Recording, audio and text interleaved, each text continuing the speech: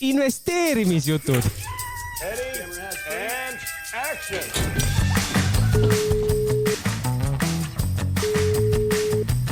Halloo, Pürs kuuleb.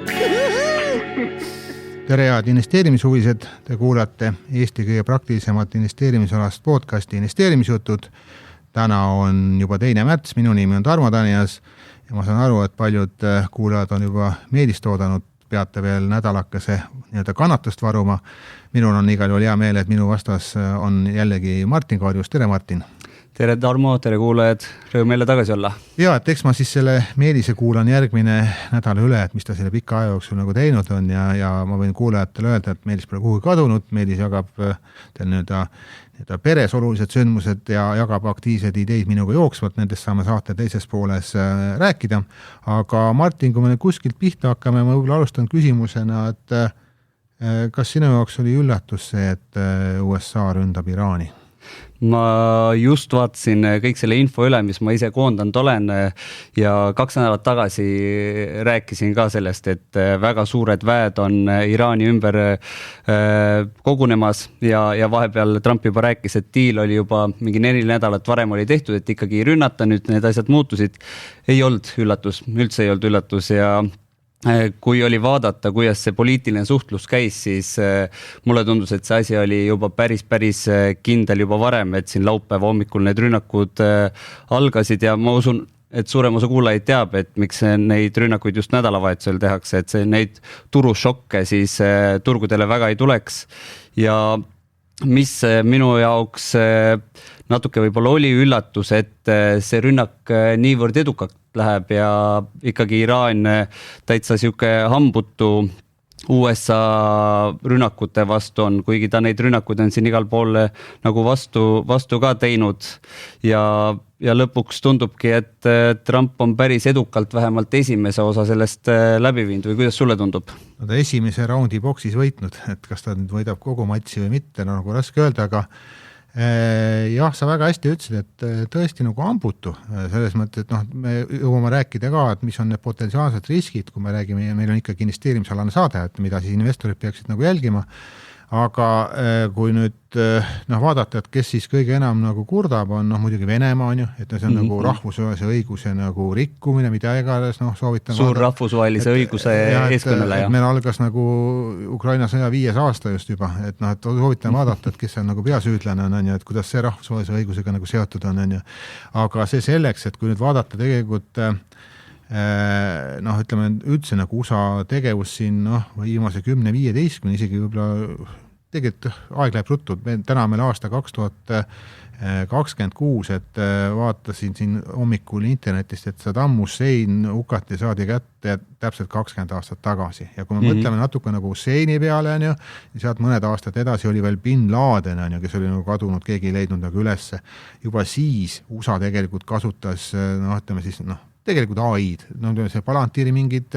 tehnoloogiad ja asju ja nüüd ka ju, et tegelikult oli jällegi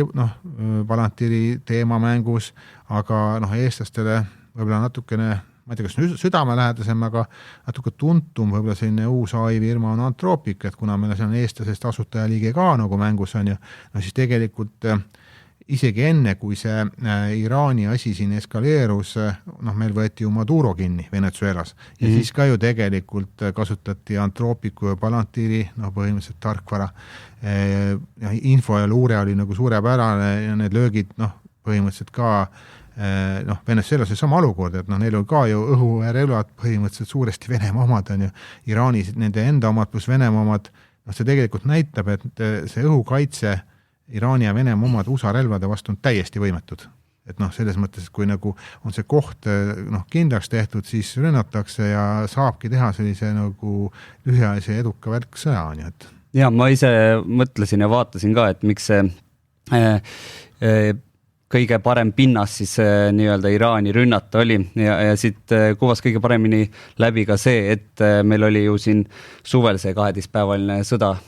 Iisraeli ja Iraani vahel ja siis hävitati päris suur osa sellest õhutõrjest ära. Lisaks on Venemaal ikkagi käed täis Ukrainaga on ju, et see ei ole see, et ta nüüd saab oma asjadega toetada. Meeleavaldused olid väga tugevad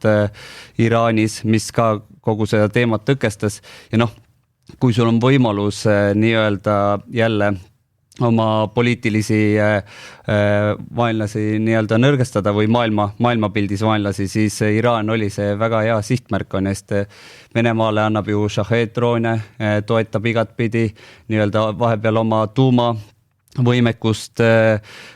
siin arendas üles, kuigi Trump siin suvel ütles, et hävitas selle täielikult, siis see olukord on juba muutunud, et ikkagi see tuumavõimekus tema hinnangul oli seal alles ja mulle tundub, et oli ka, ma arvan ka, et oligi. Et see oli ikkagi selles mõttes väga, väga õige aeg ja ma vaatasin ka, et Venezuela pluss Venezuela pluss Iraani nafta siis 20% ulatuses kogu Hiina nafta osakaalust on siis Venezuelast pluss Iraanist, et see on päris suur arv. No kui Iraanist natuke rääkida, siis ega neile ka see üllatus ju olnud, et USA hakkab ründama. Vaadates, kuidas nagu need vägesid koondati, samasugune muster nagu tehti Venezuelas, ega sa ei hakka need vägesid niisama sinna lähedale viima. Et kui sa siis lõpuks ei ründad, see on ikka nagu kallis. Ma seda enam nagu imestan, et miks need nagu peamised juhid, ma saan aru, et need oli pea 50 natuke vähem, kes said siis raketirünnakus surma, olid endiselt nagu Teheranis. Et sellest ma nagu aru ei saa, neil oli info olemas, et see rünnak tuleb, aga nad olid ikkagi seal olemas. Oli võimalik nagu lasta, nii et see on nagu natukene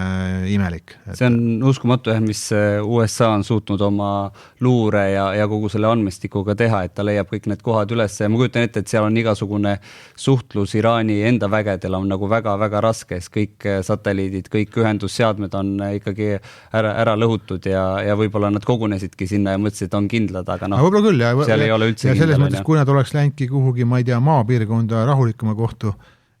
rahulikumasse kohta, siis ega tõenäoliselt see poleks võib-olla ka neid ju päästnud, kui info on nagu enam-vähem reaalajas olemas, et kus sa oled, on ju, et see on nagu ikkagi päris nagu ohtlik, et aga ütleme, kui ma ennem siin rääkisin natukene Anthropicust, siis eelmisel nädalal meil oli päris suur konflikt ju Anthropicu ja USA kaitseministeeriumi vahel, et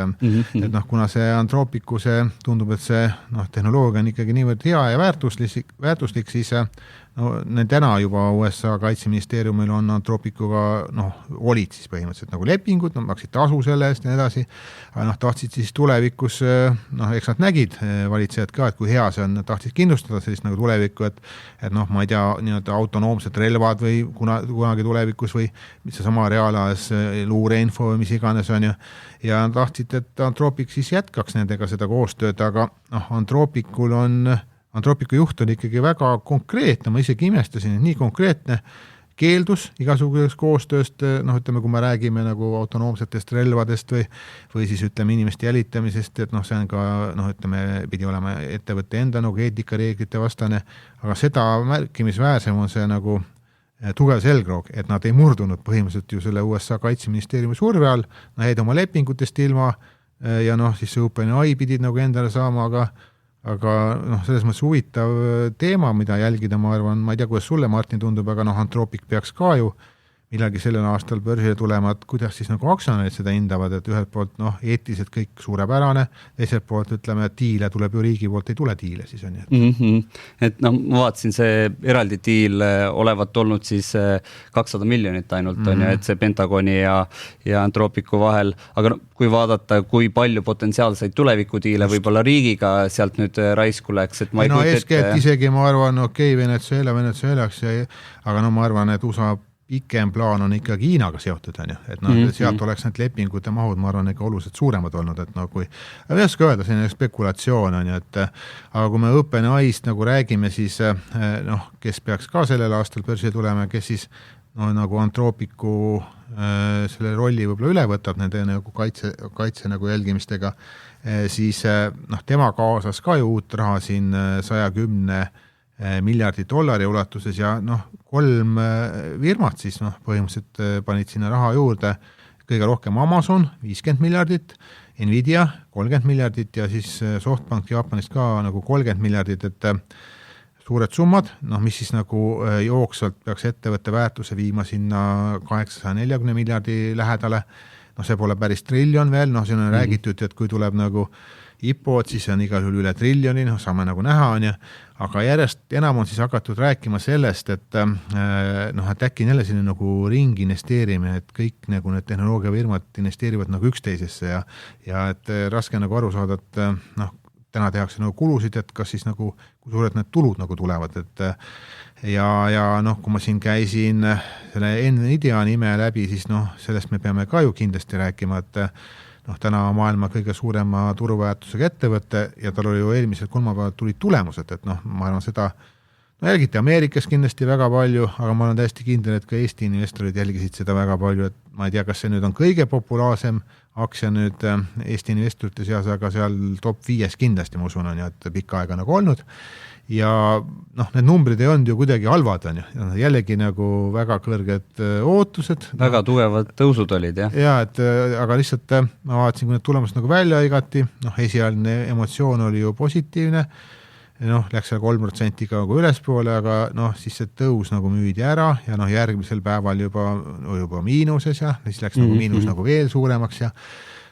ma ei tea, kuidas sulle tundub, Martin, ma saan aru, et seda on nagu võimatu ju täpselt öelda, mis edasi saama hakkab, aga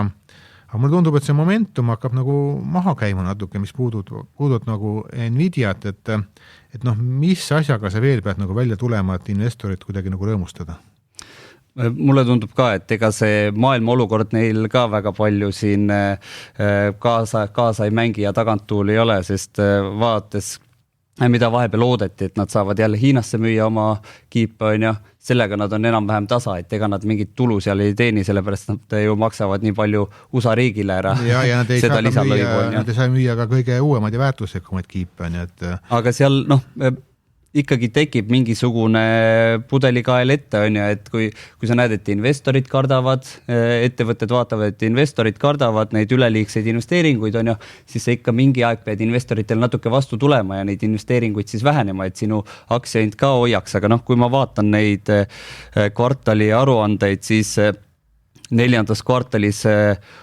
68,1 miljardit, mis on 73% rohkem kui eelmine aasta. Datacenterite käive on näiteks 62 miljardit, mis on 75% rohkem kui eelmine aasta. Täiesti uskumatu kasv. Ja ikka on vähe. Ikka on vähe. Jah, siin vist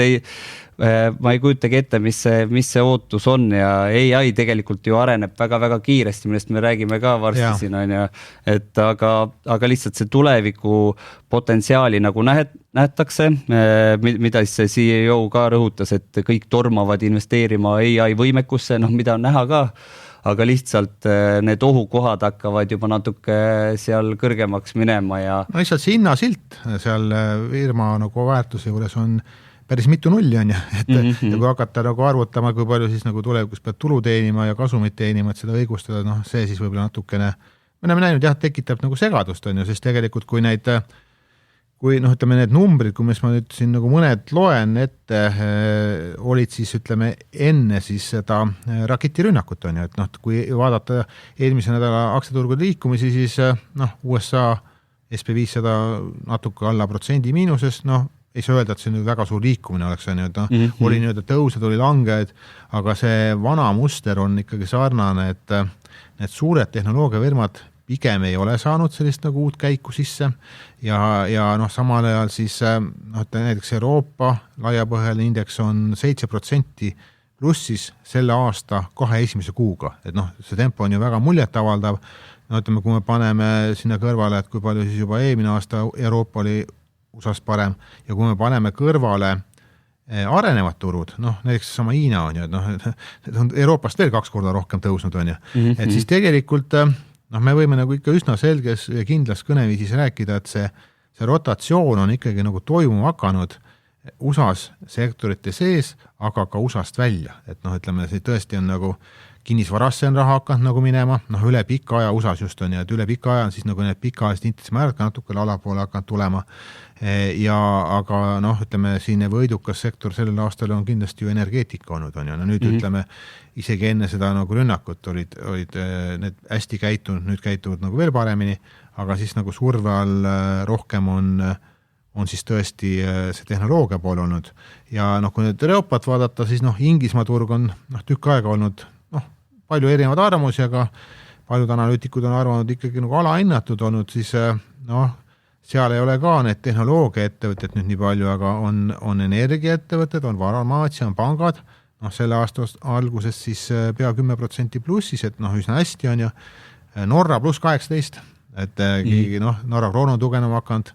nüüd läks nafta hind ju ülesse päris palju. Ma just tahtsin öelda, et jah, kui Hormuzi väinas ka seal nüüd ära mineeritakse. Kui räägime sellest ka, aga selles mõttes jah, võidumees on olnud Euroopas Norra, noh tegelikult, noh, hea meel on see, et noh, ma olen seda paar korda ka öelnud, et noh, meie selline no kui me tegime väljavaadet aktsiaturgude osas selleks aastaks, siis Norra oli meil ja koos Rootsiga sellises nagu rohelises nimekirjas, et kuhu võiks raha nagu lisada ja USA oligi pigem niimoodi, et on nagu kahtlasem on ju. Ja noh, see siiamaani on päris nagu täpselt olnud need prognoosid, et aga sa juba mainisid selle maagilise sõna Hormuzi väin, et võib-olla siis räägime natukene, Martin, et see on siis väin Iraani ja Omaani vahel ja miks see siis nii oluline on? Sealt liigub 20% maailma naftast läbi, et just sellepärast ongi, et kui see peaks nüüd kuidagi kinni minema, ülikitsas koht ka, mida on ülikerge ära mineerida, näiteks mida kõige rohkem kardetakse, siis see võib päris palju nafta hinda tõsta ja juba praegu on need suured laevandusettevõtted nii-öelda vaadanud, et võib-olla ei ole kõige mõistlikum sealt läbi minna, sellepärast et ka kaubalaevadele on mingisuguseid rünnakuid tehtud. Ja see on oht personali, see on oht ju selle lastide ka, mis seal peal on ju, et no, ja need kõik on ju kindlustatud ja kas kindlustusandjad tahavad kindlustust teha ja kogu see teema on väga see teema tuli juba eile õhtul üles, et tahavad küll, aga oluliselt kõrgema hinnaga. et ja mõned võib-olla ei taha ka enam, on ju, et sa ei oska nagu määrata, et mis raha sa küsid selle eest, on see kindlustuse eest, et ja noh, eile õhtul oli ikkagi pilt nagu väga segane, noh kuni sinna välja, et ma ütleme, sellised suured laevafirmad nagu Maersk ja nii edasi, ütlesid, et nad panevad üldse kinni, nad noh, lõpetavad selle nagu, ma ei tea, noh, teadmata ajaks kaubaveo sealt ära, on ju, siis ma mõtlesin ka, et noh, täna hommikul, kui ma nüüd tööle tulen, siis kindlasti Maerski aktsia nagu kukub korralikult ja nii edasi, noh, täna vaatan siin 2% plussis, noh, pole nagu midagi häda, on ju, mul ei ole nüüd reaalajas infot, aga noh, tundub, et ta vist päris kinni äkki siis ikkagi ei lähe, et vähemalt turud usuvad, et noh, kohe ei lähe ja seal on nagu erinevad osapooled, et ühelt poolt eks nagu Iraan ise on ka huvitatud, et noh, sealt kaudu nagu kaubad liiguksid, on ju, aga siis teisipidi, ma arvan, üks suuremad huvilisi on ikkagi sama Hiina, on ju, kui ikkagi, kui tema ei saa oma naftat ja nagu kaupu kätte või teisipidi ei saa nagu müüa enam asju, on ju, no siis Hiina on võib-olla üks suuremad kaotajad, pluss ütleme, no tegelikult kõik on, küsimus on võib-olla siis kes rohkem vähem kaotab, siis on ju, aga kui tõesti see nafta hind nagu üles läheb, no võib-olla see Norra võidabki, tunneb ennast nagu mugavalt, et teda nagu otseselt ei ähvarda niimoodi, on ju, aga kui nafta hind läheb nagu üles, siis inflatsioon läheb ju üles. Et meil lähevad kaubad ju kallimaks, kui intressid lähevad, ütleme siis, kui inflatsioon läheb üles, siis Ameerika keskpank ei too ju intresse nii kiiresti nagu allapoole, et no mai on varsti käes, on ju, siin paar kuud, et USA-le tuleb uus keskpanga juht, ta saab endale ikkagi päris huvitava kokteili kätte, et mis ma siis teen nüüd, on ju. Et võib-olla selleks ajaks on võib-olla selline, noh, loodame, et suurem pinge nagu kadunud, aga noh, peab ju arvestama ka võimalusega, et tulebki mingi pikem selline seisak, on ju. Ja mulle tundub ka, et noh, kui ma päeval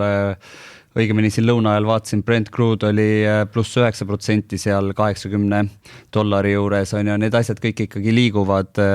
päris teravalt üles ja kui seal seda kontrolli ei saada, on ju, mis Trump oma kõnes ka rääkis, et ta loodab, et Iraani väed panevad relvad maha, aga noh, praegu ei ole ju näha, et kes sealt opositsioonist selle võimuisse üle võtaks, kes oleks siis USA-meelne ja seda võimuisse hoiaks, on ju, ja samas mina isiklikult ei usu, et USA ise oma väed selles mõttes maa peale seda ma ei usu ka, liiga suur risk. No seal on ajalugu on näidanud, et see ei ole kõige mõistlikum variant, jah. Noh, just nimelt sa väga hästi ütlesid, et USA tahab siis Ameerika meelset uut juhti, no ütleme, kes siis nagu teeks siis no, nende mõistes normaalse ühiskonna aga seda ei ole lihtne teha, ja siis noh, eile siis, kui siis Hamenei surmast teatati, siis noh, loomulikult neil oli ju asemik ju välja valitud igaks juhuks, kuni läheb. See ei ole nüüd kinnitatud info, aga mitmest kanalist on info läbi käinud, et tegelikult on ka see nii-öelda asemik juba ära tapetud. Et USA sai nagu luure kätte, et kus ta asub ja noh, aga ma ütlen, et see ei ole kinnitatud info, aga kui see nüüd oletame, et ongi õige, on ju, siis no ma ei tea, keegi julgegi väga nagu sinna juhiks minna ju, et sa oled kohe nagu sihtmärk ju. Et ega seal väga ei ole mõtet sinna ette otsa minna, siis juba tunned, kui see laser otsa ees on. Et see on ohtlik jah, et naftainest me rääkisime, see on küsimus, et kui pikaks, kas see väin läheb kinni, kui pikaks see kinni läheb, kuhu see naftahind minna võib, on ju. Tänane tõus 6-7%, on ka päris palju, aga elame üle, on ju. Aga siin nagu on räägitud ka, et see naftahind võib minna $100 peale barrel, võib-olla 120, on ju. See oleks ikkagi, ma arvan, ikkagi sellised tasemed, milleks nagu tänased investorid paljud valmis ei ole, on ju. Et see tekitaks ikkagi nagu seda pinget päris palju. Ja siis ma nagu eile õhtul hakkasin selle peale ka mõtlema ju, et siis Trumpi eesmärk on ju, et ma arvan, eesmärk on selline lühiajaline võidukas sõda. Kuigi kohe tuli meelde ka see, et ta jäi Nobeli rahupreemiast ilma. Vihva andis talle küll oma preemia, on ju, aga siis mul tekkis see küsimus, kohe tuli meelde ka see, et kuidas siis Trump on nagu süüdistanud nagu Bidenit, on ju, et kuidas ta omal on nagu, et Biden saaks võimul olla niimoodi, et kuidas siis nagu ründab USA-d ja ta on, mitte USA-d, vaid Iraani, on ju, ja et samamoodi nagu Obamat nagu süüdistanud, on ju. Ja nüüd me vaatame nii, et potentsiaalne siis rahupreemia laureaat ise alustab sõda, on ju. Ja siis põhimõtteliselt, ma arvan, et ta ei saa lubada pikka sõda. Juba sellepärast, et mõtleme, mis novembris tulevad vahevalimised ja kindlasti on vaja nagu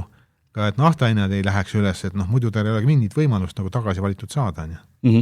Aga ma ei tea, kuidas sulle tundub, on ju, et ma vist eelmine saade juba Jürgen ütlesin, et ma siin vahepeal juba arvasin, et ma saan aru, kuidas Trump käitub, et ma arvan, siiamaani saan selles mõttes aru, et kõik, mis ta ütleb, mida suurem paanika, seda parem on nagu osta, on ju. Aga ma ei tea, viimasel ajal tundub, et temast on ikkagi väga keeruline aru saada. Eks see sõja alustamine, jah, mida ta varem teisi on süüdistanud, on see siseriiklike probleemide peitmine, on ju, et tal on seal päris mitu probleemi üleval. Ja ma mäletan seda aastavahetuse, kas tal oli pall või siis ta ütles, et mida sa järgmiseks aastaks soovid, siis küsiti talt, ja tema vastus oli maailmarahu, et sinnapoole tundub, et ta liigub, aga midterm-valimised tulevad, jah, 3. november. Ja siis talle tuletati siin eelmine või üle-eelmine nädal ka meelde, on ju, et tolle loomulikult, vaata tollidest praegu ei räägi keegi eriti huvitav, aga see teema üldse tuleb tagasi, on ju. Ja siis Trump on ju kogu aeg rääkinud, et kui palju ta nagu tollidest võidab, on ju, siis ta teeb sellise nagu tollidest tuleneva rahaga, teeb sellise nagu ühekordse nagu toetuse ameeriklastele $2,000 äkki nagu aastas on ja siis nagu ajakirjanik tuletas talle selle meelde, et kus see $2,000 siis on ja siis Trump vastas, et ta pole kunagi seda lubanud, on ju. Selles mõttes nagu kahtlane väide, et tänapäeva interneti meediaajastul kõik on kuskil ju talletatud, on ju, et seda infot ei saa enam ju elimineerida, on ju, aga ma ei tea, ikkagi väga keeruline on näha, et USA oleks kuidagi huvitatud pikaajalist konfliktist. Et siin peab nagu lühiajaliselt see asi kuidagi lahenema. Ja mulle seda pilti vaadates tundub, et nad ikkagi proovivad kellegi võimule saada ja kuidagi rahaliselt siis toetavad ja proovivad seda võimu seal hoida, aga see, et nüüd kuidagi kedagi saadetakse sinna ja hakatakse mingit osa riigist seal nii-öelda armeega koha peal üle võtma ei tundu reaalne, aga midterm-valimiste kohta ma lugesin ja oli põnev fakt oli see, et ajalooliselt kaotab presidendi partei peaaegu alati kohti. Aga see on, ma arvan, jah, pole isegi mitte ainult USA teema, see on igal pool maailmas,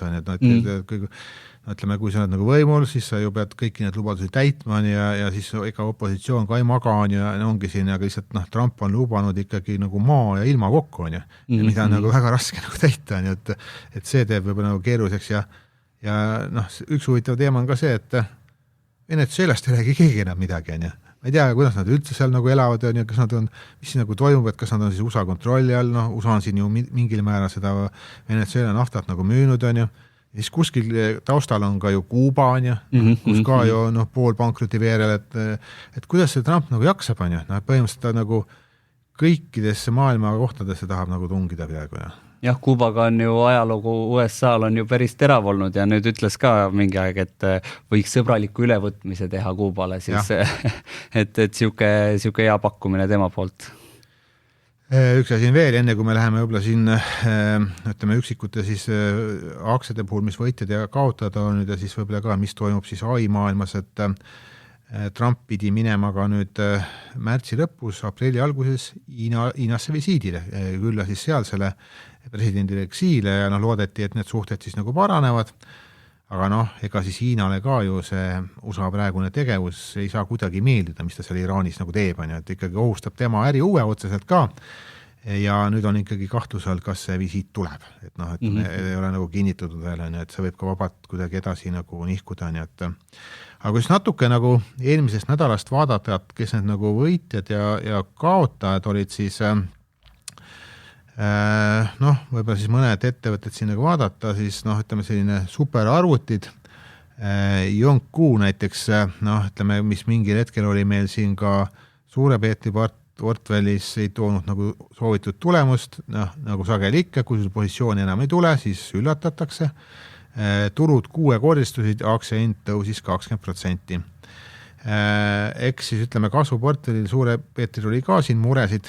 aga noh, päris palju eelmisel reedel Meelise üks viimased see oste Apple'it Optoelectronics sümboliga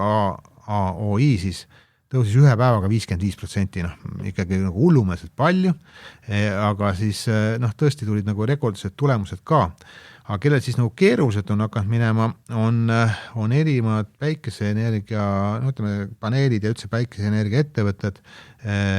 tootjad siis, et noh, First Solar näiteks või kukkus 19%, et müügiprognoos siin nõrk ja Sunrun 35%, et noh, ja siis Meelis ka ikkagi otsustas, et müüb selle no ütleme, Solar ETF-i ära, et Enphase jäi nagu sisse on, aga noh, selgelt siis selline hästi nagu riskantne sektor ikkagi, aga ma ei tea, kas sulle on ka, Martin, kuidagi tundunud või silma jäänud, aga mis on muidugi positiivne uudis, aga noored joovad alkoholi vähem, et noh, siin Diageo selline ettevõte tuli oma tulemustega välja, et nõudlus on, eriti Ameerikas pidi olema, see trend on ja suitsetavad ka muidugi vähem, muidugi need e-sigaretid on selline ohukoht, mis kasvab kiiresti on, aga tõesti aktsia hind kukkus siin 10% ja ettevõte siis alandas ka dividende nagu 2 korda on ja päris palju on, et need olid võib-olla siis sellised noh, suuremad liikujad siit möödunud nädalast, aga kui me sellest AI-st natuke pidime rääkima, siis on üks selline noh, startup, kes on natuke aega ka börsil olnud, nagu Block on ju, et mille lühend on XYZ ja sellel on selline noh, päris karismaatiline juht, et Jack Dorsey on ta nimi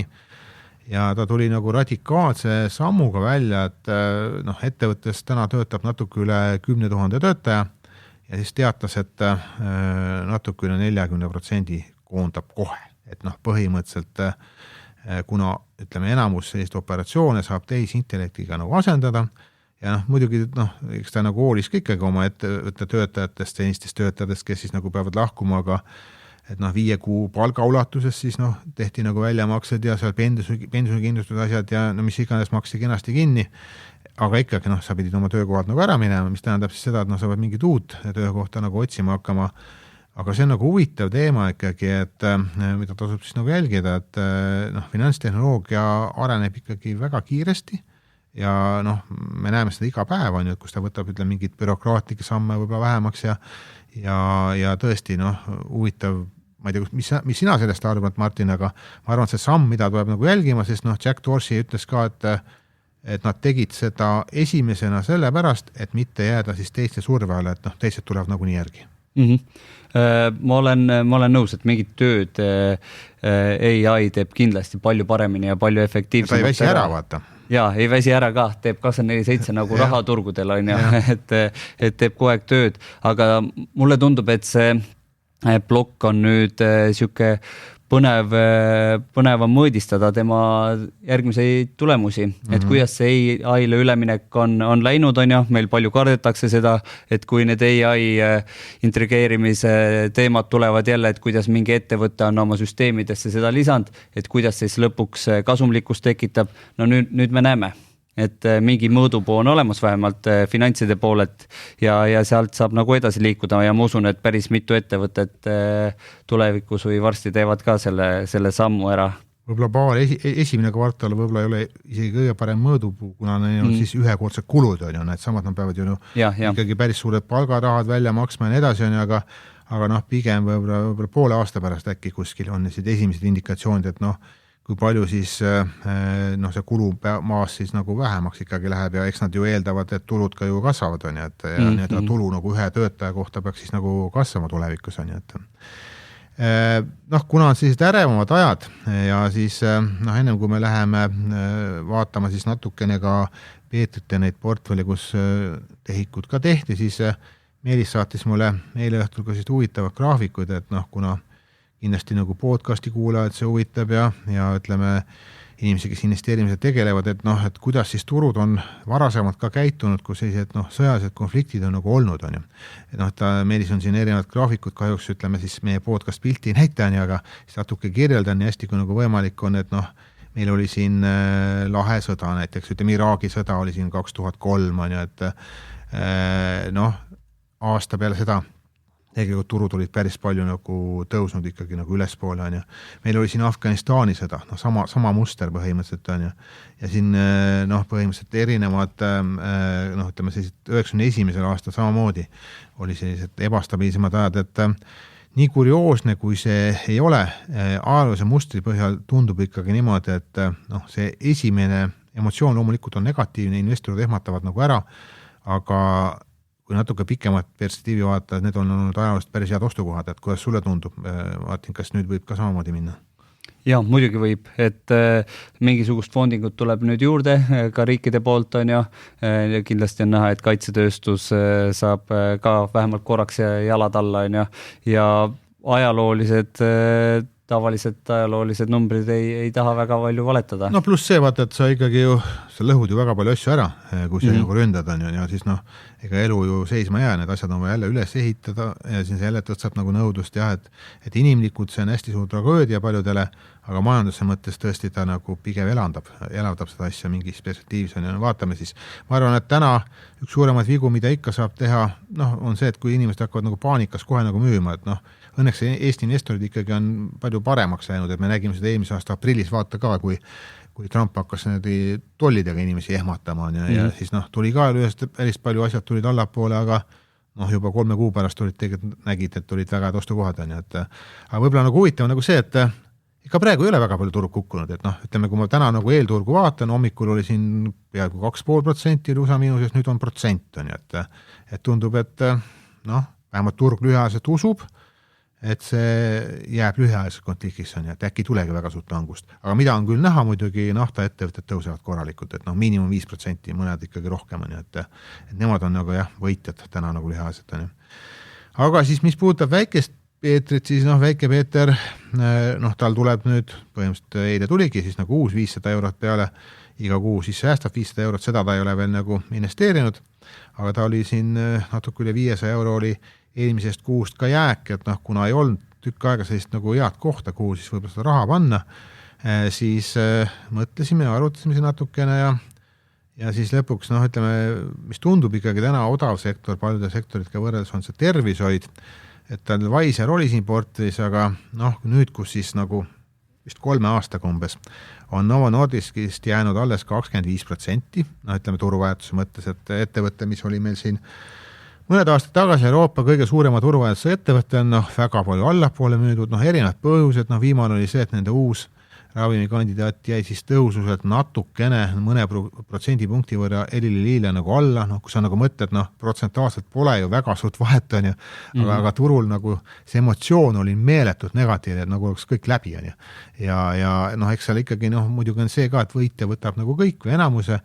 aga noh, täna alles nagu lugesin, et siin Iirimaale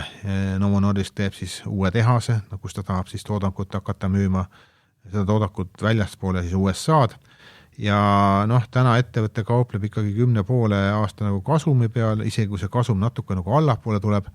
tundus see nagu väiksele Peetrile ikkagi nagu soodne ja noh, me lisasime siis nagu hakkame vaikselt ehitama seda Novo Nordiski positsiooni, et farmaatsia positsiooni ka sellesse positsiooni, et noh, mida siis veel on, et ma arvan, noh, ma ei tea, kuidas sulle tundub, aga meile tundus nagu päris hea koht juba. Ja, kui vaadata graafikut, siis ta on ikkagi täitsa sinna põhjadesse ajalooliselt ka juba kukkunud, et päris siuke terav Ameerika mägi üles ja siis uuesti alla on ja... No, 5 aastat on põhimõtteliselt nagu kaotsi plussi läinud ja nüüd on või 4 enam-vähem on. Aga ega selles mõttes, et need ravimid on ju olemas ja kõik selles mõttes töötab, et ega seal ei olegi üleliia mõtet halbade uudiste ja asjadega nagu toimetada, et need uudised lihtsalt on natuke hoogsalt tulnud ja seda aktsiahinda kõvasti alla viinud. Jah, et aga vaatame siis nagu saab on ja siis mis puudutab suure peeti nagu rahavooportfelli, et siin tuli tegelikult ka üks küsimus on, et võib-olla siis võtame selle nagu paralleelselt, et vastame sellega ka siis nagu ära, et küsimus oli, kuna ütleme suure peeti rahavooportfellis oli ka see aktsia sees, siis Madis on meile nagu kirjutanud ja tänab saate eest ja talle nagu, tal on ka siis oli, ütleme siis selline ettevõte nagu lühendiga NMFC, et New Mountain Finance Group, et see oli tõesti nagu väga hea dividendi aktsia, see dividendi määr oli juba seal mingi üle 15%. Alati on võtta see oht, et kui see dividendi määr on ikkagi üle 10, et dividendi määr on väga kõrge, et kas see nagu jätkusuutlik ja nüüd on üldse, kui vaadata nüüd eelmist nädalat, mida me veel ei rääkinud, on see, et Ameerika pankade aktsiad kukkusid päris palju, et ütleme ka näiteks ka American Express, mis on ka Buffetti portfellis kukkus ju 11%, et inimesed on siin mures natukene, et firmade krediidi kvaliteet hakkab siin nagu kehvemaks minema ja siis tulid selle sama ettevõtte tulemused ka ja tulemused olidki nõrgemad ja ettevõtte teatas ka, et alandab nagu dividende, selle peale tuli veel paar protsenti nagu allapoole ja siis me otsustasime selle positsiooni mingi 5% miinusega kinni panna, sest kui sa oma vigadest ei õpi, siis millest sa siis veel õpid on ju, meil on olnud mõned sellised ämbrid siin Meelisega, et tuleb meelde siin Legeplätt näiteks, mis oli siin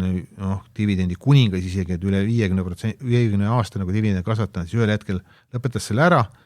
ja me teadsime küll, et kui see nagu muster on, siis mõjub nagu hästi, aga lootsime nagu põrget on ja seda ei tulnud on ja siis nüüd me ikkagi müüsime selle kohe ära, põhimõtteliselt selline nagu nõrga positsiooni käest, et ühesõnaga Madisele vastuseks siis, et me oleme ettevaatlikud, et me ei saa nüüd öelda, mida sina peaksid nagu tegema, aga me tõmbasime selle riski nagu portfellist täna nagu maha, et otsime siis nagu uut paremat varianti on ju. Meelis on küll eemal, eks ta siis järgmine nädal räägib pikemalt oma mõtetest ja ütleme, tutvustab võib-olla ka minust täpsemalt need ettevõtted lähemalt on ju, et mida ta nagu võtnud on ja mis need argumendid on olnud, aga kui ma nüüd vaatan, ütleme siis 4 positsiooni läks ka kinni, ma juba natuke enne mainisin, siis päikesepaneelide tootjate indeksi aktsia läks kinni, see kasum oli küll väikene, 2%, 1500 eurot, siis läks kinni ka Rocket Lab, sellega nüüd nii hästi ei läinud, et saime 9% miinust natuke, aga positsioon oli väikene, et 800 eurot miinust, Ireen ka, ütleme Ireen siis eesti keeles, et mis on ikka, ma arvan, pikaajalist üks nagu huvitav positsioon selles sektoris, siis kuna see sentiment on nii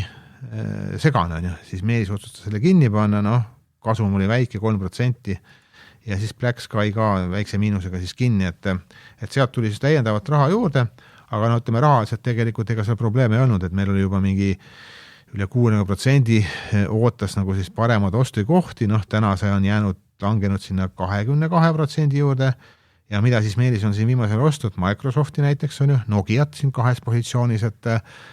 loodab ikkagi, et tuleb 6G, kindlasti tuleb, on Nvidia ka seda ootab ja ütleme, Nokia peaks siis neile seda nagu arendama on ju koos Corningiga, sellest ma juba rääkisin, see Applied Optoelectronics, et lühendiga AAOI, et ma pole tükk aega näinud sellist liikumist päevaga 55% ülesse ja kuna Meelis ostis seda varem, siis 85% on see positsioon plussis ja siis väga palju selliseid uusi oste on seotud sellega, et on erinevad toorained, et kas nad on siis kulla või hõbedakaevandajad, et ma võib-olla kõiki need siin ei hakka ette lugemagi, et lähipäevadel ma kirjutan sellest blogis pikemalt on ju, et kuidas nendel portidel läinud on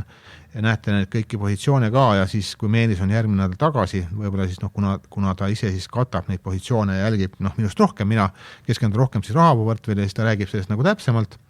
aga turud on ju päris närvist olnud viimasel ajal, et vahepeal oli see kasvuportfell ka 8% miinuses kui ma nüüd positsiooni vaatan, et on 4% miinuses, suuresti tänu sellele, et see üks aktsia tõusis nii palju, et aitas on. Aga mis teeb nagu väga head meelt, ma ei oleks seda eluses oodanud, aga siis me lõime need portfellid ju lahku siin natuke rohkem 6 aega tagasi, siis see rahaportfell on natuke vähem kui 10% tõusnud, no ütleme 4-5 nädalaga, nii et see on ütleme siis sellise väga hea aasta, ütleme normaalse aasta tootlus natuke rohkem kui kuuga ja samal ajal seal pole üldse palju riski on ju, et ütleme need samad mitmed kinnisvaraasjad on hästi teinud, Telenor, Telekomi firma on hästi teinud ja päris hästi ja meile endale ka meeldib, et need on lahus täna on ju, et on nii-öelda igal investoris midagi nagu suunatud, et kes tahab mingeid äkilisemaid asju, kes tahab nagu rahulikumaid asju, et ma ei mäleta, Martin, kas minu käest küsisin seda, igaks juhul küsin, et kas sulle meeldib ka see, et me teile lahku lõime need asjad? Ja, ma arvan, et see on igati mõistlik on ja kes mis poolt vaatab, võib-olla kes kombineerib, aga sa näed ära, et need segadust maailmas on ju nii palju on ja, et mis olukorras, mis aktsia, kas ta nüüd kasvule suunatud või ta on siis rahavoole, et kuidas ta siis käitub ja mis turutsüklis võib-olla oleks mõistlik siis ainult rahavoo peal olla, mis võib-olla natuke kasvu poole piiluda, aga ei pea hakkama kohe isegi tegutsema, vaid näed ära, kuidas need tootlused on. Meil on jah, siin tulnud ka Mihklit, mitu head küsimust, kohe jõuan sinna, et sellega tõmbame saatega kokku, aga tuletan meelde, et kes tahab midagi küsida või ettepanekut teha, siis investeerimisjutud@swedbank.ee on ikka endiselt see aadress, kuhu saab siis kirjutada ja ka Mihkel on siis kirjutanud meile, et ta on investeerimisjuttude pikaajaline püsikuulaja olnud ja et me oleme andnud talle enesekindlust tema enda investeerimisteekonnal. Et olete vajatamatult parimat, jätkake samas vaimus, kindlasti täname selle eest ja et Mihklile ka meeldib, et me rahavoo ja kasvu aktsiad siis on täna nagu eraldi portfellides. Aga esimene küsimus on minu arust väga hea ja ma arvan, et siin nagu õiget vastust ei olegi, et igal inimesel on see nagu erinev, aga küsin siis sinu käest ja vastan ise ka, Martin, et küsimus on, et kuidas psühholoogiliselt toime tulla sellise olukorraga, kui müüte aktsia kasumiga maha, kuid hiljem näete, et aktsia endi jätkab olulist tõusu ja jääte seetõttu ilma tuhandetest lisaeurodest. Kogemuse põhjal tundub endale isegi kergem olukord, kui oled enda jaoks kindla valitud aktsiaga miinuses ja ostad seda soodsam hinna pealt vaikselt nagu juurde. Andke häid mõtted, nõuanded, kuidas vabaneda ahnest mõtteviisist. Et minu eest väga hea küsimus. Ja see on tõesti väga põnev küsimus ja ma kujutan ette väga paljusi kuulajaid kõnetab ja samastuvad siin päris paljud, aga ma ise ütleks, et ma ise olen pigem seda nii vaadanud, ikka juhtub, et müüd midagi maha ja siis tõuseb veel väga hoogsalt, et ma olen siis mõelnud, et miks ma selle positsiooni maha müüsin ja võib-olla mingisuguseid järeldusi teinud tuleviku investeerimisteekonnal, et oleks natuke kergem, investor peab ka kogu aeg arenema, et uusi olukordi tekib ka kogu aeg ja siis mõtlen, kuidas ma järgmine kord paremini, et kas ma hakkan nüüd tükkaaval müüma, et võib-olla müüsin terve positsiooni maha, ei olnudki nagu mõistlik otsus või kui sa tõesti tunned, et oled selle halva valiku teinud, siis üks hea variant on veel jälgimislistisse maha võtta, et sa ei näegi. Jah, kui häirib, siis võta maha. Aga iseenesest, see on ka väga hea ettepanek, mis sa ütlesid, et nii osta kui müüa mitmes osas. Sa kunagi ei tea, võid olla niimoodi, et müüdki nagu maha, aga ikka läheb nagu edasi. Aga ma tunnen seda küsija nagu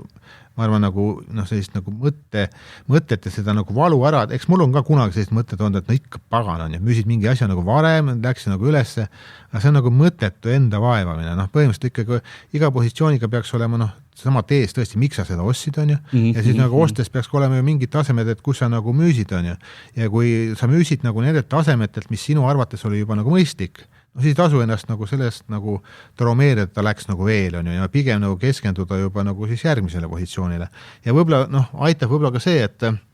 inimesed kipuvad hakkama seda võitu mõõtma mitte protsentuaalselt, aga absoluutnumbris. Ütleme, et tõesti nagu tuhandetes eurodes, võib-olla mingil hetkel 10 000 eurodes. Ja siis nagu peas hakkab tiksuma selline kell ka, et aga mis ma siis oleks võinud nagu selle nagu potentsiaalselt teenimata jäänud eurodes nagu osta. Siis hakkad mõtlema, et pagan, kui ma oleks nagu alles jätud, siis ma oleks saanud nagu seda osta, nüüd ei saa. Mina soovitan nagu sellises olukorras panna ennast võib-olla siis need Ameerika miljardärid, ma ei tea, peesus asemel näiteks on ju, et noh, müüsin natuke 100 miljonit, ma ei tea, mingi 100 miljonit jäi nagu teenimata on ju. Noh, kui niimoodi nagu mõtleks, nad läheks ju hulluks on ju. No selles mõttes tasub nagu keskenduda ikkagi nagu, no ütleme olema selle positsiooni, kui see on müüdud, siis ta on müüdud ja nagu, aga no ütleme,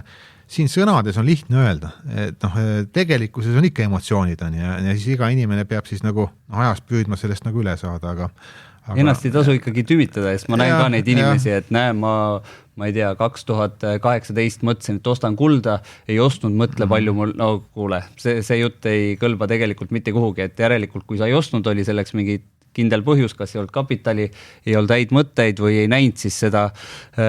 investeerimisteesi nii hästi, et sellel on ilmselge põhjus, aga see jutt selles mõttes ei kõlba kuhugi, vaatame nüüd edasi on ja järgmine parim võimalus, kus tootlust teenida ja ei ole mõtet kinni jääda. No või võrrega selle projektiga, et see projekt on nüüd tehtud ja nüüd on järgmine projekt on ju, et noh, see on jah, enda liigne selline nagu häirimine. Aga siis jätkus küsimused, et mida teha aktsiaga, mida plaanite müüa, kuid mis jätkab tõusmist ja ületab analüütikute hinnasihte. Millal on siis õige aeg müüa? Endal on valus kogemus ASML aktsiaga, mis sai vara müüdud ja hetkel tagasi osta ka ei soovi. Noh, need analüütikute hinnasihid on ka ühed toredad asjad, et noh, reeglina nad on ikkagi kogu aeg siis nagu turust natuke nagu keskmisena ees. No siis ühel hetkel ikkagi ju, kui ettevõte nagu areneb ja noh, käibed ja kasumid kasvavad, on ju, eks need jäävad siis nagu analüütikud hinnasihid jäävad ka jalgu ja nad kipuvad neid ajast nagu tõstma, aga millal on õige aeg müüa, noh, ütleme, siin ei ole absoluutselt tõde, on ju, see on iga inimese jaoks erinev, noh, sa peadki siis nagu, noh, hea oleks, kui sa suudaks natukene ettevõtte väärtust hinnata. No, ütleme, kui sa lähed poodi, no kui me jätame aktsiad kõrvale, ma ei tea, teksapüksid või mis iganes, no sa tead, mis on nende väärtus, on ju.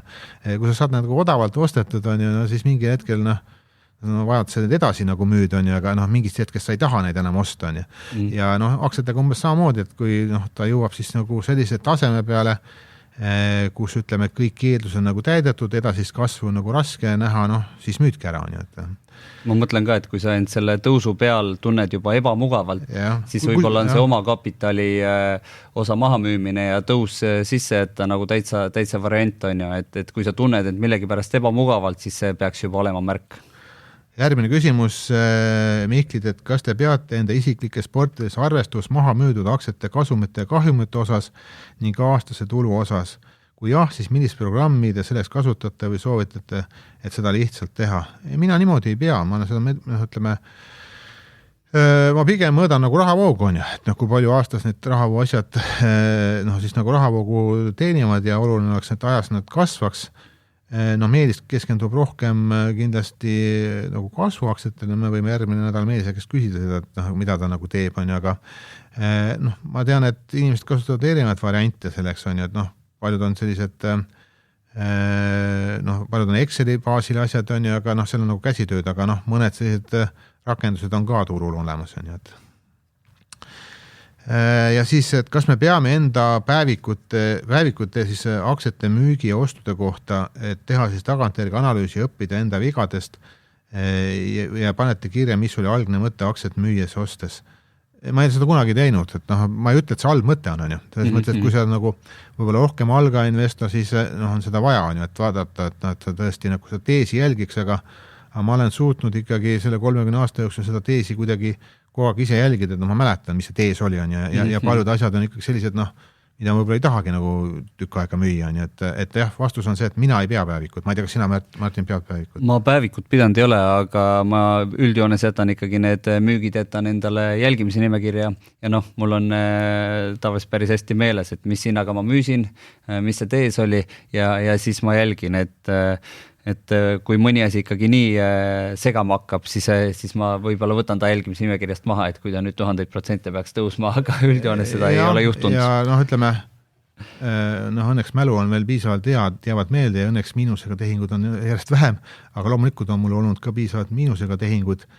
ja need jäävad ikka rohkem meelde. Et kui mingi asi nagu millegi pärast nagu üldse välja ei tööta ja eks ma neid olen siis ikka nagu analüüsinud, et mis valesti läks on ju. Et kas see oli nagu minul mingi asi jäi kahe silma vahele või juhtus ka midagi sellist, mida ma ei suutnud prognoosida, mis iganes, noh, mingi sõjaline konflikt, mis iganes, et mis tuli ootamatult on ja et noh, sellele peale tasub ikka mõelda, eriti nende nagu möödaminekute peale, et nendest on nagu rohkem õppida isegi kui edulugudest on ju, et ja inimesel ju see negatiivne emotsioon jääbki rohkem meelde ja on tugevam. Aga tõmbame siis tänaseks sellega otsad kokku. Teiega olid Tarmo Tanies ja Martin Korjus. Kõike paremat ja kuulmiseni. Ja väga. Hallo. Juhu! Kuule, siia lõppu tahtsin veel sulle öelda, et finantsteenust pakub Swedbank AS tutvu tingimustega ja pea nõu. Esitatud teave on informatiivne, tegemist ei ole investeerimissoovitusega ega kutsega osta või müüa väärtpabereid või teha muid tehinguid. Teave emitentide tegevuse kohta tugineb nende finantsaruannetel ja muudel avalikel allikatel. Cool. Aga mis see evidentide on? Ei teagi niimoodi kohe praegu öelda. Ma ei tea. No see, pane ära nüüd. Pane ära toru. Näe. Ciao. Ciao.